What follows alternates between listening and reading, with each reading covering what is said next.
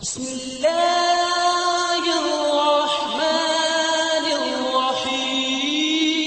السلام علیکم ورحمۃ اللہ وبرکاتہ۔ جی ناظرین اکرام، ایک اور حدیث پاک کی ویڈیو لے کر آپ کی خدمت میں حاضر ہوا ہوں۔ ملاحظہ فرمائیے گا، حضرت ابن عباس رضی اللہ تعالی عنہما بیان کرتے ہیں کہ رسول اللہ صلی اللہ علیہ وآلہ وسلم نے صدقہ فطر کو فرض قرار دیا تاکہ روزے کے لیے لغو اور بہودہ اقوال و افعال سے پاکیزگی ہو جائے اور مسکینوں کو بعام حاصل ہو۔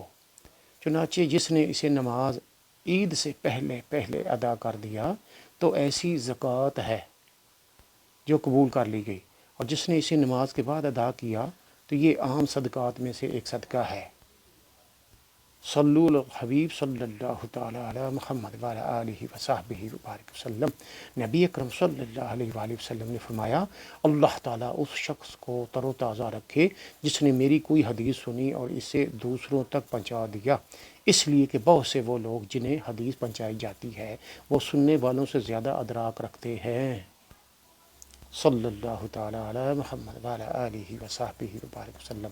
حضرات عزیز گرامی، آج کی حدیث آپ نے ملاحظہ فرمائی، اپنے خیالات کا اظہار ضرور فرمائیے گا۔ اللہ تعالیٰ مجھے اور آپ کو عمل کرنے کی توفیق عطا فرمائے۔